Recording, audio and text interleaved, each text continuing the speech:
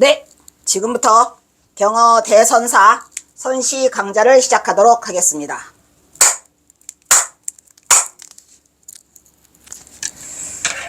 오늘은 제 5강, 그죠?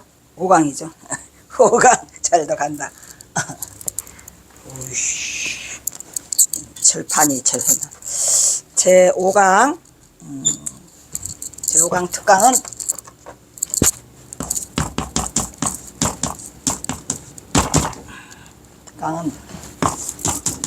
전봉준 장군과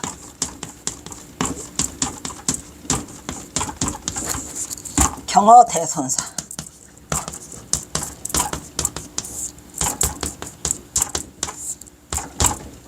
관계.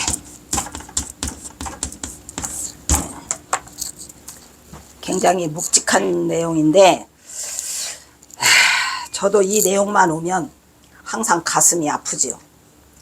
제가 이거를 알게 된 거는 사실은 제가 박사학위를 9년 해가지고 이거 박사학위를 다 따고 다 나오고 세상에 나와서 선찰순례를 하고 있는데 누군가가 전화 제보를 해왔어요. 경어선사가 혹시 여동생이 있느냐. 여동생이 있다. 왜냐하면 제가 그 앞에 지난 시간에 말했지만 김태읍 스님이 경어선사는 사남매다 해가지고 이미 여동생이 있다는 것도 알았고, 그런데 이 전봉준 장군 그 얘기가 튀어나온 거죠. 그래서 그거는 제가 이 전화를 받은 거는 2017년 1월 5일 날 받았어요. 1월 5일 날. 이때서부터 나의 비극은 시작되는 거죠. 슬픔은 이제. 근데 신기하게 이 세상 일은 그렇게 금방 되는 게 아니에요. 이미 내가 2016년에 그 충정사에서 이 경어 선시를 7월 5일 날 강의를 시작해요. 첫 강의를 시작하는데 어떤 분이 전화가 왔어요. 그 경어선사 친필이 옥션에 떴는데 한번 친필인가 알아봐달라는 거죠. 그래서 제가 아무래도 경어선사 친필이 옥션에 뜨겠냐, 그 말 되지도 않은 소리다. 그렇지만 그래도 혹시 모르니까 사진을 찍어서 보내라. 그랬더니 사진이 왔어요.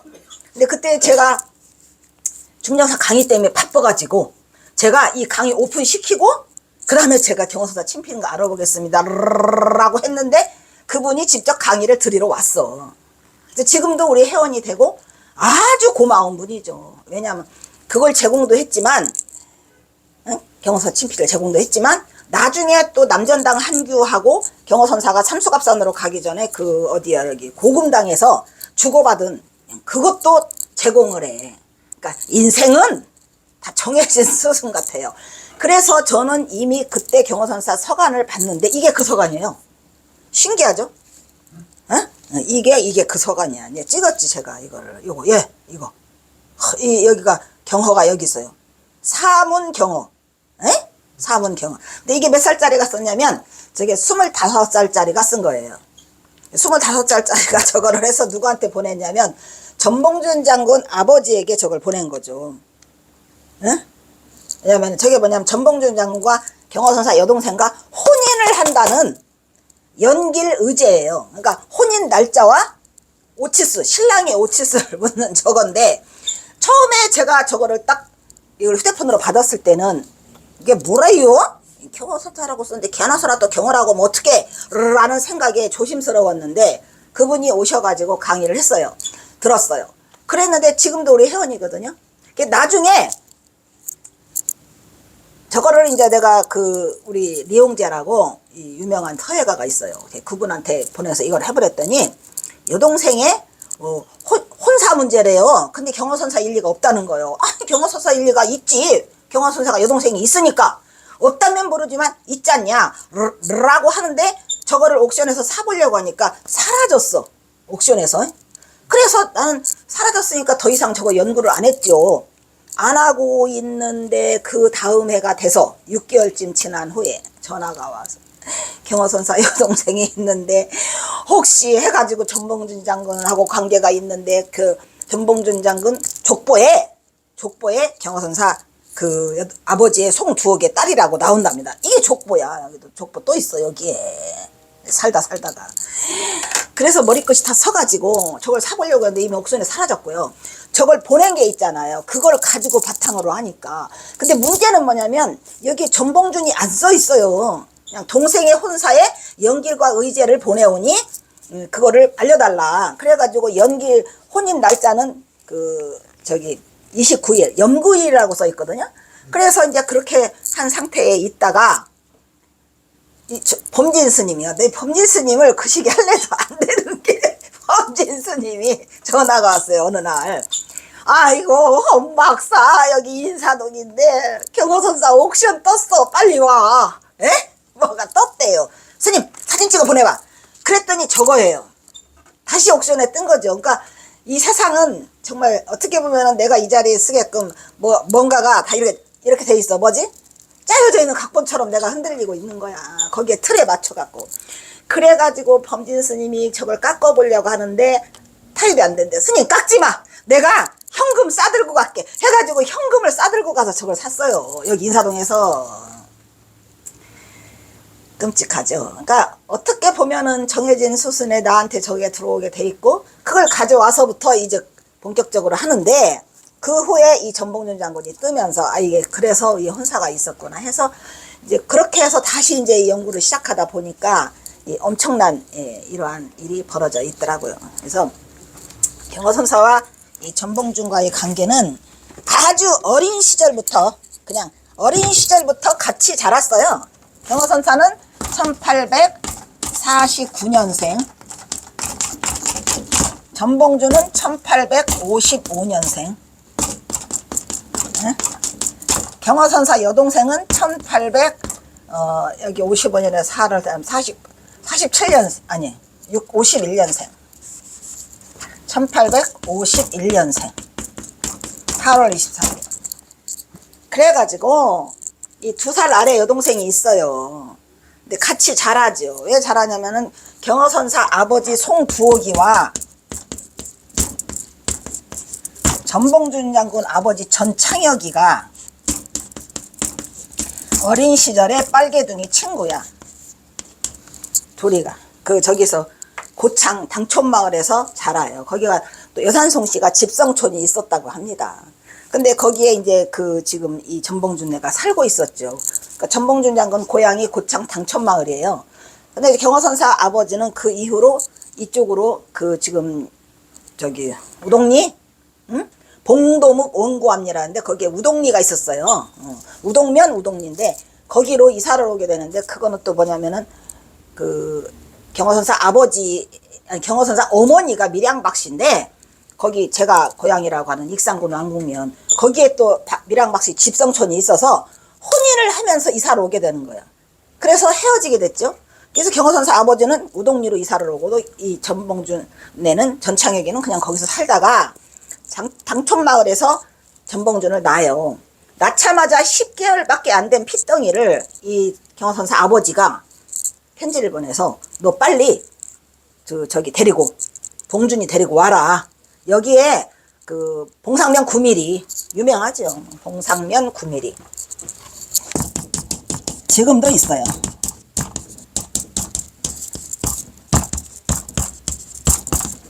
이 봉상면이라는 말만 들어도 봉황봉자에 상서로 날개 상자에 9mm는 거북구자에 꼬리비자야. 그냥 봉황과 거북이가 하니 얼마나 이게 위대한 명당이겠습니까. 근데 경허선사 아버지가 대단하신 게 자기가 이걸 쓰면 좋으련만 그걸 안 하고 전창혁에게 너 빨리 와라.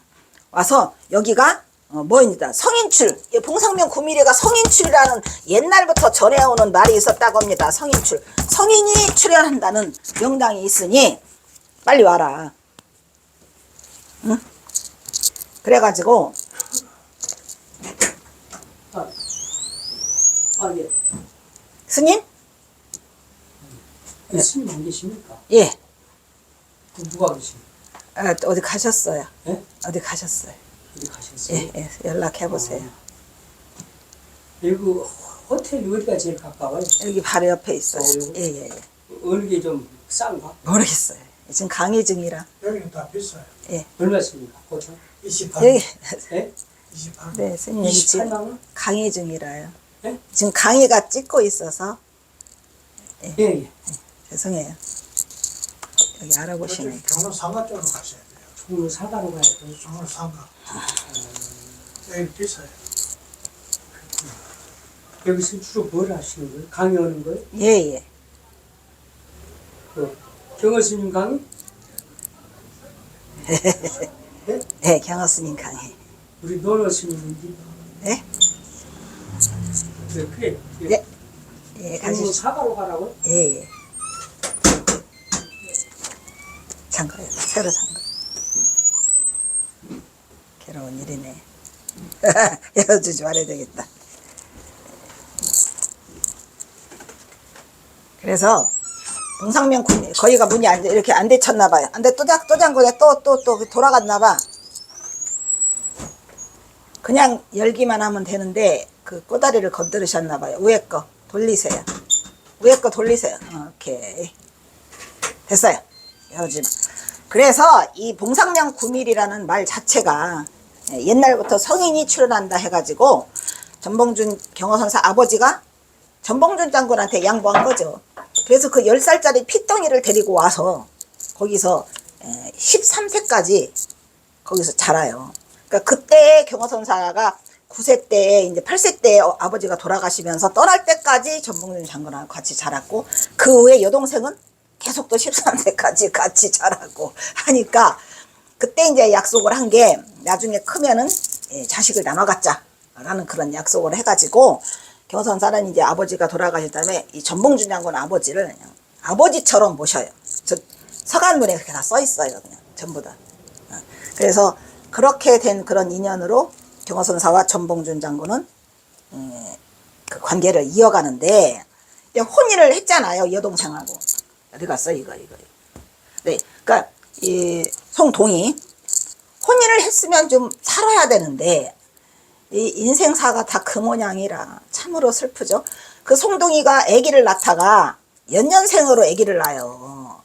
성녀와 옥녀를 낳는데 연년생으로 아기를 낳는 바람에 그때 몸이 약한데 산후조리가 안 돼가지고 애기는 안 되죠 옛날에는. 그리고 이제 애기 낳자마자 가서 일을 하는 거야. 그리고 전봉준네도 그 무슨 그 서당 조그마한 게 하면서 약장사도 팔고 뭐 이러면서 석이 대필해주고 이러는데 근근히 먹고 살았다고 합니다. 찢어지게 가난해가지고. 그래서 걷다 대고 전창영 모시고 시어머니 시아버지 다 모시고 살면서 그 일을 했으니 그래서 그 죽어요. 1877년에. 그러니까 4년 결혼해서 살고 자식 딸 둘을 낳고 죽어요. 그러니까 이제 경호선사에도 슬픔은 말할 수가 없겠죠. 그래서 이제 그렇게 해서 이제 그 전봉준 장군이 하고 있는데 딸 둘을 데리고 있으니 애기 둘이잖아. 핏덩이 둘이잖아. 그래서 그거를 그때 당시로 그 남평희 씨라고 그 과부가 소방마저 와 있었어. 근데 저대미를 해가지고 하다가 그냥 정한수 하나 떠놓고 혼인이랍시고 해서 올려서 이제 그 사람이 이제 이순영이거든요. 이름이 이순영인데 남평희 씨. 그래서 이제 그 애들을 키우고 나중에 그 이순영이를 통해서 그 아들 둘을 또 낳아요. 전용현, 정용규 이렇게 둘을 낳는데 인생사가 찌들찌들하다니까. 이 전용규는 또 폐병이 걸려서 죽어요.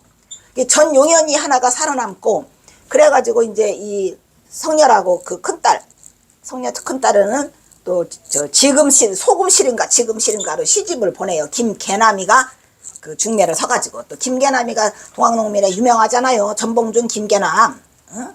아니 내가 이걸 해야 되겠어? 근데 저는 이런 사실을 모르고 있다가 이게 그냥 끔찍하게 나한테 밀려들면서 모든 거를 처음부터 다 새로 시작한 거예요. 이 경호집 자체를 새로 이래가지고 그러면서부터 이제 경호선사에 대해서 너무 많은 걸 알게 되고 그 시에서 왜 경호선사가 이 시에 이런 말을 썼는가를 알게 됐죠. 그러니까 나중에 그렇게 하다가 이제 경호선사가 이제 여동생 둘이가 난 딸 있지. 그 또 남평희 씨를 통해서 난 아들 둘이 있지. 이것들을 다 보살펴요.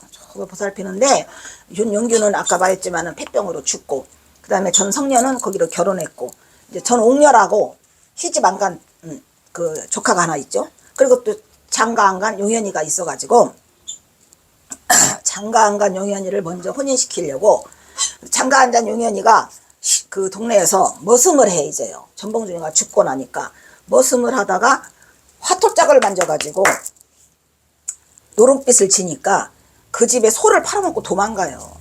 그 소식을 경호선사가 들었어요. 근데 이것도 제가 이렇게 내가 무슨 그 경호선사 연구하는 박사지, 경호선사 사생활 조사하는 거야?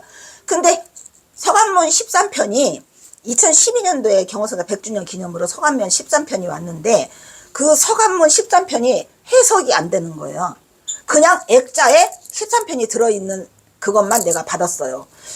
근데 저게 쪼개져 있는 것도 같고 안쪽에 있는 경호선사 서간문이야, 제목은. 근데 자세히 보니까 이렇게 쪼개져 있어요. 13개가 쪼개져 있는데 도대체 뭐라고 쓴 건지, 뭐 관계는 있는 건지 라고 여러분 하려고 시도를 했다가 제가 선차순례 다니느라고 3년 했거든요. 3년 선차순례 미친듯이 다니느라고 경호선사 75군데 다니느라고 정신이 없었어요. 이 전봉준 이거 나타나면서부터 이제 앉아갖고 내가 이걸 시작한 거죠. 그런데 그 서간문에 그게 써 있어요. 허투짝 골패짝 만지면은 세상 망조가리 드는 거다. 너 당장 그거 치우고 너 머리 깎아라. 그러니까 저 머리 안 깎아요. 싫어요. 이런단 말이에요. 그래? 그럼 머리 깎기 싫으면은 출세해. 공부해야 돼. 옷간자 졸라야 돼.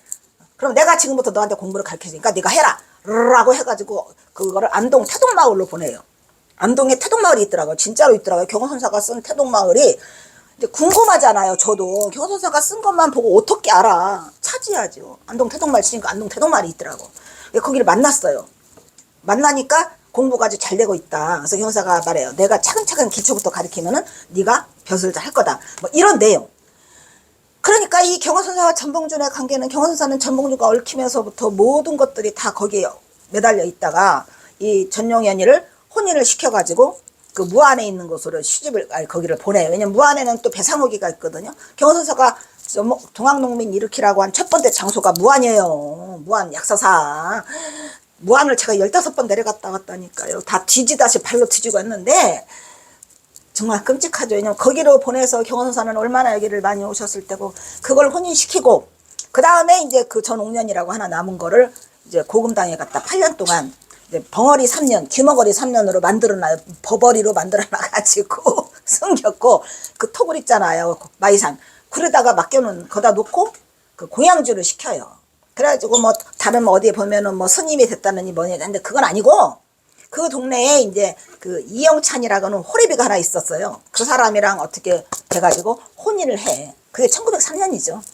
그렇게 하고 삼수갑산으로 떠나요. 그냥 홀가분하게 다 치워놓고. 그러니까 이 경호선사의 관계는 전봉준을 놓고 이번에 무슨 누가 뭐 경호 영화를 경호 영화 백날 만들어 소용없어. 왜냐면 전봉준을 떠난 경호가 없더라니까요. 그러니까 어린 시절부터 찌들찌들하게 연결이 돼가지고 저게 25살짜리가 써서 혼주가 돼가지고 했고 전봉준으로 인해서 동아농민에 깊숙이 개입해가지고 그냥 온갖 거 다 간섭해요. 거기서 막 그냥 막 뭐 진치는 뭐 제갈공명에 진치는 뭐 하는 뭐 경호선사가 손자병법에 능하다고 써있길래 무슨 놈의 경호선사가 손자병법에 왜 능해? 그 이놈 저기 있잖아요. 김태흡 스님이 쓴 거에 아니 김태흡 스님은 이상한 소리를 왜 써라? 경호선사가 왜 손자병법을 해?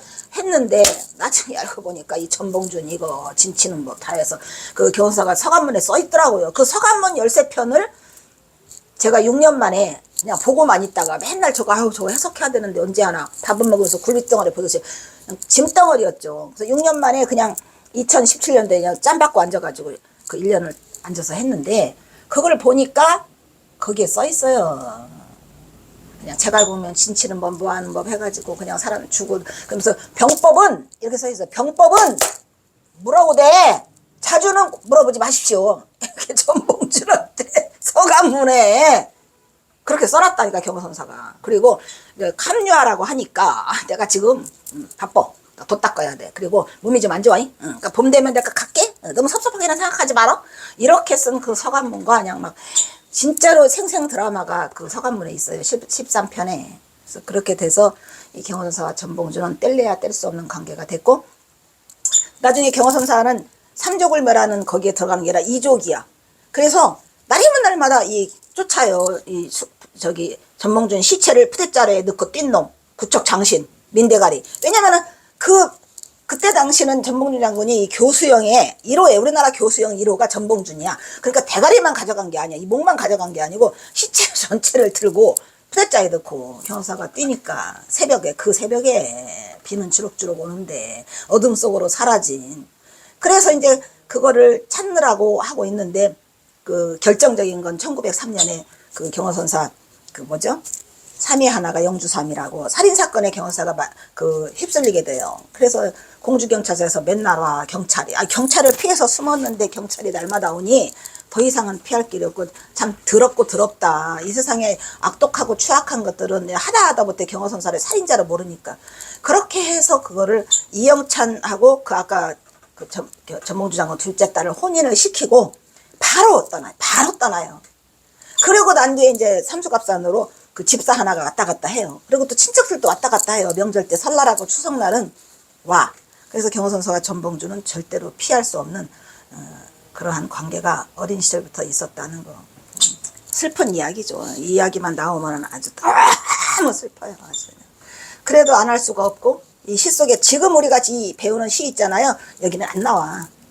좀 있으면 나오기 시작하는데 정말 끔찍하죠. 그러니까 제가 박사 논문을 할 때는 이런 사실을 전혀 모르고 진짜 철없이 멋지다 경호서 이런 것도 썼는데 그래 이렇게 하고 대충 넘어갔던 것들이 그 속에는 경호선사의 아픔이 너무 많이 있더라 이런 얘기죠. 일단 오늘 특강은 여기서 끊도록 하겠습니다.